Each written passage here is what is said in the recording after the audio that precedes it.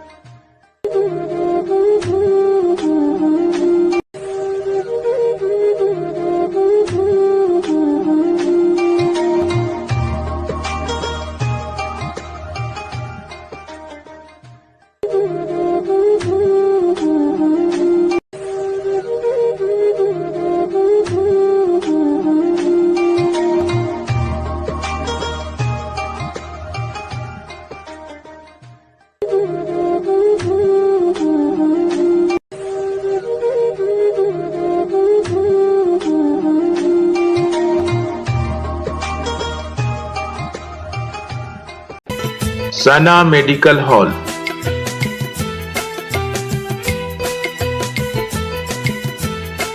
%10 discount on every medicine. Oxygen cylinder also available. Assalamualaikum warahmatullahi ta'ala wabarakatuh. Alhamdulillah, اللہ کا لاکھ لاکھ شکر احسان ہے، رسول پاک صلی اللہ تعالیٰ علیہ وسلم کی بے پایا رحمتیں ہیں کہ آج اس ماہ رمضان کی الوداع جمعہ یعنی آخری جمعہ کو نہایت ہی تجھ کو احتشام کے ساتھ ہم غلامان مصطفیٰ نے ادا کیا ہے، چونکہ اس سے پہلے 2 سال حالات کے تقاضے کی بنیاد پر، ناسازگاری کی بنیاد پر کھل کر کے اور مکمل تجھ کو احتشام کے ساتھ ہم تمام اہل ایمان نے، چھوٹے بڑے سبوں نے مل کر کے الحمدللہ نہایت ہی ادب و احترام اور شان و شوکت کے ساتھ الوداع کی نماز یعنی جمعہ کی نماز ادا فرمائی ہے۔ آئندہ بھی اللہ تبارک و تعالیٰ کی بارگاہ سے یہی امید ہے کہ انشاءاللہ ہم یا جو بھی حیات سے رہیں گے اہل ایمان، وہ نہایت ہی اس کو احتشام کے ساتھ شان و شوکت کے ساتھ الوداع کی نماز انشاءاللہ ادا کریں گے۔ عید کی نماز جو ہے ہونے جا رہی ہے، اس پہ کیا میسیج دینا چاہیں گے آپ بی ٹی روڈ پہ؟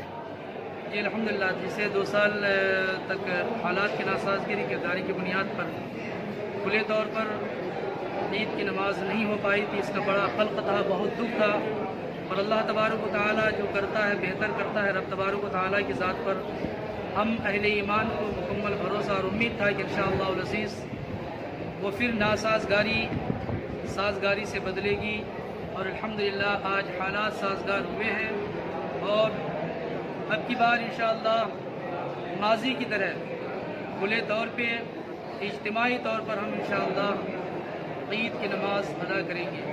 ملت اسلامیہ کو کیا میسیج دینا چاہیں گے آپ؟ جب میں اللہ کے فضل و احسان رسول پاک صلی اللہ علیہ وسلم کی رافت و رحمت کے صدقے اور اس بابرکت مہمان و مہینے کے حوالے تمام امت مسلمہ کو میں یہ پیغام دیتا ہوں کہ اللہ کے واسطے اللہ کے سچے اور اچھے بندے بننے کی کوششیں کرو۔ اللہ تبارک و تعالیٰ نے اپنے محبوب کی نسبت کے صدقے نیکیاں کمانے، خیر حاصل کرنے کے بہت سارے مواقع عطا فرمائے ہمیں۔ انہی میں سے ایک رمضان المبارک جو پل پل رحمتوں اور برکتوں بھرا مہینہ تھا، وہ ہمیں عطا فرمایا۔